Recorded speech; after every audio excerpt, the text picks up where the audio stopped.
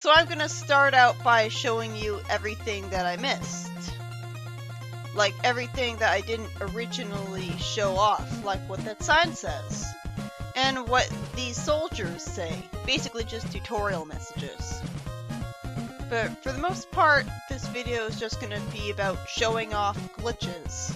And of course they repeat themselves after a while. And I didn't show off this at first. This is the save and this is the screen that lets you start from 3 different locations depending on which locations you've actually found yet.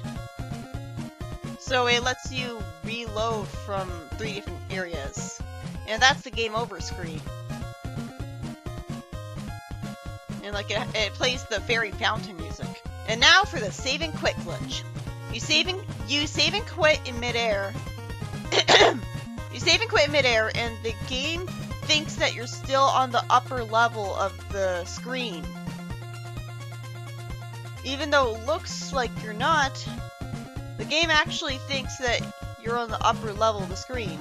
I really hate that soldier right there, the one that's chasing you, because you have to make sure that you don't get hit by him, because then you'll disappear because you're knocked to the lower level on the overworld, which is only useful for getting to the desert palace without having the Book of Mudra. I guess that's how it's actually pronounced. So you have to make it all the way there and get hit by an enemy so you can get knocked down to the lower level. This is a map of the underworld. All of the dungeons in the game are actually connected. And as you can see, there are a bunch of empty rooms that are just there to... I guess they just waste space on the cartridge really. And a funny thing is that when you go to one dungeon from another, it's not going to have the right color palette all the time. So even though it looks like every dungeon has the right color palette on that map, well, sometimes you have to bring up the map in order to even see the right colors. I'm showing off the speedrunner's way to get to speedrun this game really quickly. But of course, sometimes this can happen and the screen scrolling can break. And this is one of the irritating ways that this glitch can go wrong. What you're seeing here is a dummy Link. He's not actually the Link that you're controlling. So yeah, that's one of the ways that it can go wrong.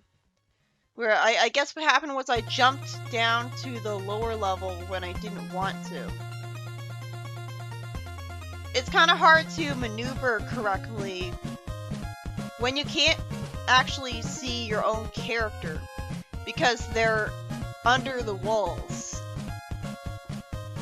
But yeah, basically you speedrun the game by going left from that one room in Hyrule Castle, and then you constantly go up. But you have to carefully maneuver around that one part of Hyrule Tower because you don't want to jump into it by mistake, because that's not going to accomplish anything. Especially at this point in the game, because if you beat a Ganon at this point in the game, which you'd need the bug net to do in the first place, then you'll be trapped in the Dark World without a Moon Pearl or Mirror, as you'll see. So yeah, you have to carefully... You can't go north into that room too fast or you'll jump out of the ledge. So you have to be slower about it. And that right there was my favorite room in the underworld, because you can easily jump out of it from the underworld to get to Kakaroo Village under the rain. It's the easiest way to get to the overworld under the rain. And yeah, you can name your character whatever you want, so I named my character Fool. So again, I've just insulted my character there. And of course, we were seeing how the color palette got screwed up because you went to the wrong place. And the music keeps on playing even after you exit the room because it's not programmed to end until after you beat a Ganon. So yeah, this is how you get to the ending credits super quickly. Like, you just go north from Ganon's room. And of course, you still have to wade through the very slow Triforce text with the spitting 3D polygon Triforces. So I skipped all that. And that's what happens after you reload your file. You're trapped in the Dark World as a bunny, and those glitched up graphics are the Light World enemies in Dark World palette or whatever. They're loading up Dark World enemy graphics for Light World enemies, because you're in Phase 1 of the game, which is where it's always raining, and they load up all the Light World enemies to the Dark World, because I guess outright getting rid of them was too much work. Maybe because they'd have to individually delete every single one. But you'd think they'd have to individually send every single one to the Dark World if that was the problem. I don't know why they did it like that. But yeah, they all look messed up except for this Octorok, because this Octorok already has a regular Light World equivalent anyways. And the soldiers already have there's already Light World soldiers and Dark World soldiers. And I don't know how I made this video mistake. Like where it faded into the video. But yeah, that I guess think of that as foreshadowing to what I'm gonna show off later. But yeah, the graphics look pretty weird, and because it's Phase 1 of the game, the monkey Kiki isn't there because it's not late enough in the game. You haven't made it stop raining yet. So he's not loaded because he's only a Dark World sprite. And that means it's impossible to get into that dungeon normally under the rain. You have to hop into it. And at that point, well, I think I remember that you actually can make the game think that you've entered that dungeon properly. But you have to hop into it and then hold up when you're exiting the dungeon. I hate when this happens. You get stuck in the pillar because it's not a hoppable object, and that's easy to do because you can't see your character. And it sucks when the screen scrolling breaks. Like, I'm trying to scroll up and I can't. So I have to scroll back and forth over and over again, hoping that the screen scrolling will fix itself. But yeah, that's basically how you hop into that dungeon. Like, you just hop into it from the left or right side of the entrance room, which is pretty big, so that's generous. And I already showed you that I got the pendant. And I like that the game accounts for the possibility that you got the Tower of Hera pendant before the before the Desert Palace pendant. So, like, the text changes. But yeah, I'm showing off that you can complete this dungeon as normal after you glitched into it. And you were never meant to see rain on the mountain, so its graphics look all glitched up. Actually, I don't remember if it plays the rain music in the mountain of Phase 1. I guess it does, though. But yeah, like, it can be a problem when you enter a dungeon the wrong way. Like, if you enter this dungeon from the wrong side, and you're... I forget what my problem was with this dungeon, actually. I know that if you don't have the big key for a dungeon, then obviously there's a problem. But anyways, this is why you can't get the magic mirror when it's still raining. Because he doesn't give it to you, he just glitches through the roof.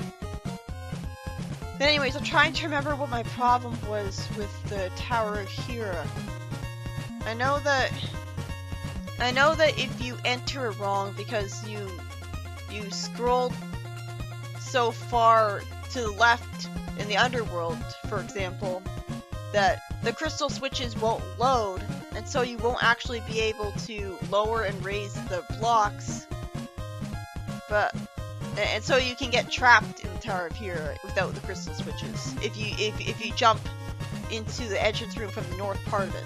But yeah, I didn't mean to go into this room, but because you haven't made the wall move yet, every part of it is on a lower level.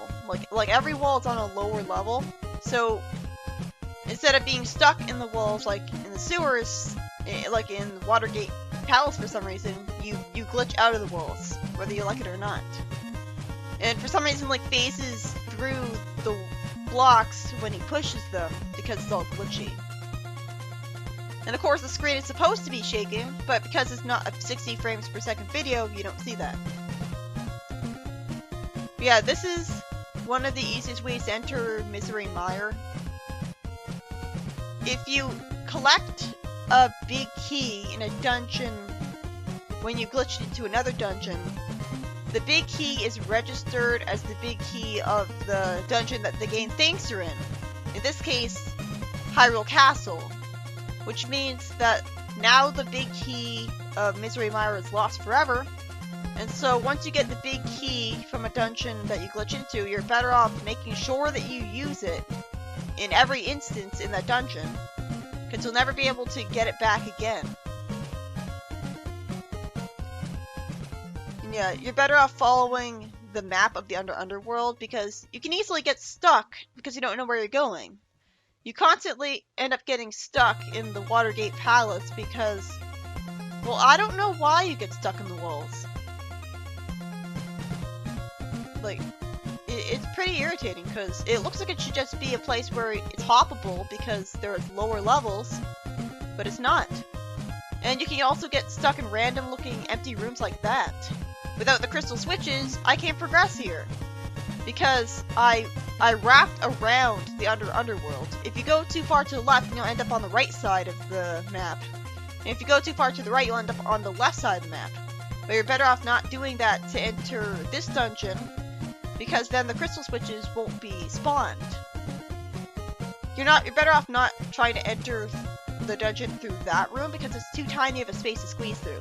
I felt so smart when I finally figured this out, but you're better off glitching through this room. But I don't have the bow, so I can't make the wall move to progress with the dungeon. And of course I would also need to have the hammer to progress with the dungeon because of the hammer thingies, the hammer stakes. But yeah, this is the best way to enter the overworld under the rain. It's always been a bit of a dream of mine to explore the overworld when under the rain. Because the overworld seems so mysterious in this phase of the game because you're not allowed to explore all of it. It's actually pretty boring though, because most of the light world sprites are in the dark world, so you can't interact with them anyways. And so it's basically just totally empty but under the rain. There's no villagers outside, but they are inside. Because the underworld and the overworld are separate maps from each other. So the underworld doesn't realize that you're in phase 1. It does realize that you're in the light world in a dark world dungeon though, and you can tell because the skull jars look like regular jars. Oh yeah, and this is the gambling store that asks for way too much money. I complete Eastern Palace as normal, so I fast forward through it because you don't want to see all that again. Let's see what the fortune teller says in phase 1 of the game.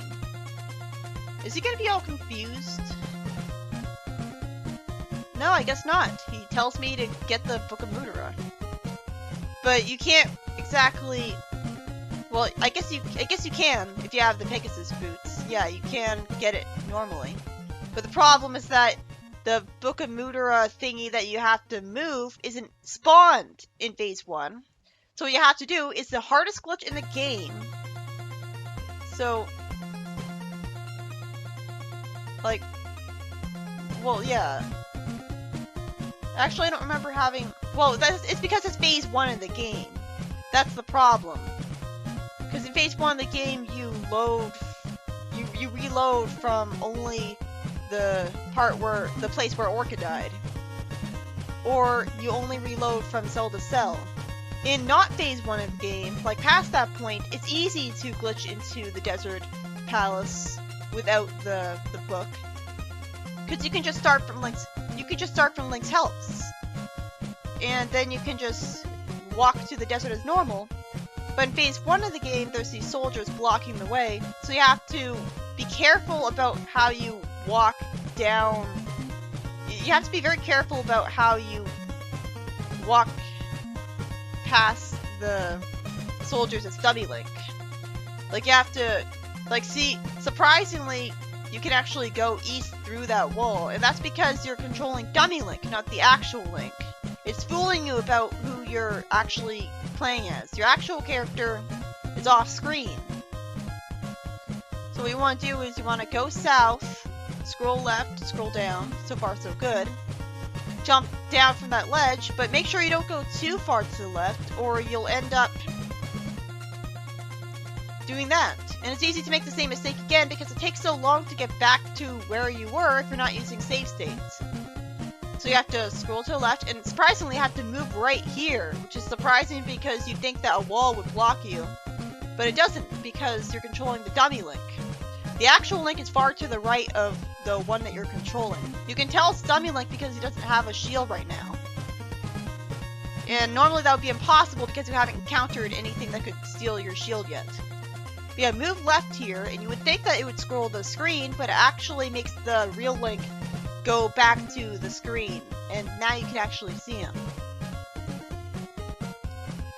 Yeah, it's really hard to enter Desert Palace in phase 1.